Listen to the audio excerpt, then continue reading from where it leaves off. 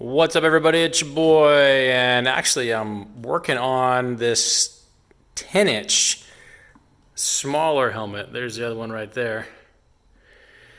10-inch for my son, and so I wanted to share with you some best practices on how you can speed through this. Like, this thing is going a lot faster than the other one I did with the long learning curve. So paint on this one turned out right on point first time around. I'm doing this one a little bit different. I'm not rounding the edges here. I didn't round the edge here, so you can see if you don't do it, there's going to be a little bit of a lip. That's flat, but there's where the top was sealed to this, you're going to get that. So if you don't round the edge like I showed in the other video, you're going to get that. And then here, I didn't round these edges here either. I mean, I'm needing to knock this one out, and my son's like, this thing is awesome. I don't care, Dad. It looks great. So a couple things that when you're doing yours for whatever, if it's you or your kid or whatever size, let me show you something. So when you're painting these, I put on like, I don't know, 5 coats of the white. And there's a link in the description. There's a link in the description, all this stuff. I did not sand it. I put clear on it. I put maybe 4 or 5 or even 6 coats of clear. And then I kind of used 1000 grit, which that link is in the description. 1000 grit sandpaper. And really, like, I was just barely holding it on there. And with water. These are, wet. This is a wet sand, just to kind of get like any kind of the rough spots off. Then I went back again because it was the paint wasn't you could still see through it, and it wasn't you can even see through here a little bit from the light coming from this direction, and I'll show you what that is there in a sec. And so I went back and I put maybe 3 more coats of white. Again, I'm going really light because I don't want to mess up and glob it on there, and then all of a sudden it looks bad.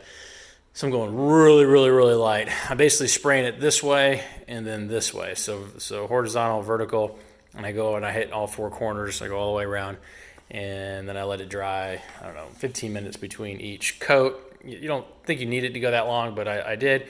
And then I put 3/4 of a can of the clear on this. So I went back and then I put the remaining clear coat on it, and then I wet sanded it, and then I also used some car polish on it, and it's got like a little, you can kind of see the sheen to it. It's kind of hard to pick it up, but there's a nice little sheen to this. It's nice and smooth, a little bit of reflection you can probably capture there. Looks good. So here's where you can save some time as well. So on the back side of this, also notice how you can't see through the mouth, but you can see through the eyes. So there's really no reason not to black out the mouth. So I'm gonna show you how you can save some time, which I didn't do in the first video. So the foam padding that comes like this, comes in sheets actually. It's in the other video, but the link's in the description. It's I don't remember what it's called, but it's like foam backing, and it's got sticky stuff on the back of it. So what I did is, first thing I did is I took my template, this, and I drew out the tint. So I took the tint that's in the other videos, and I drew it out with magic marker and then cut it out. Then I took that, so note to self, leave it just like this. Once you put your stencil on, you cut out the eyes and mouth, leave this together because you're going to use it again. So I did that for the mouth, eyes, and all this. Then I went back in and I taped with blue painter's tape. I just taped them in there until they fit, and then I went all the way around each edge, really light, real light film of hot glue, and I just did a little bit at a time. I'd push it in there and I'd hold it because it's wanting to go flat, so I'd hold it in there with my fingers. I'd kind of blow on it just to cool it off as fast as possible, and once I knew that was locked in there, and I'd go around. I did like 4 corners at a time, and then went all the way around. Then I took that exact same template, and I put it over and drew out the eyes and mouth on this foam, the foam. I did it on the yellow side, so it was easier to see. With the mouth, I just cut it out to the exact same size as the mouth. Then the one side that's sticky, I didn't want. I'm sure you could just take that side and just stick it to the tent, and it'll be fine. And that's gonna block it out, as you can see there. It's completely blocked out. But let me show you. Like, I mean, it's black, but I was just paranoid. It's got a little bit of sheen to it because that's the sticky stuff. This is more of like a flat black, and it's kind of soft. So I didn't stick this to the back of that, so you can see obviously so I cut it out and I glue gunned the edge all the way around. I left this tape on because when I get up to this point doing the lights, I don't have to worry about cutting the lights to work around this. I'm just gonna lay them over this, and I'll probably wrap them in electrical tape so they're blacked out inside.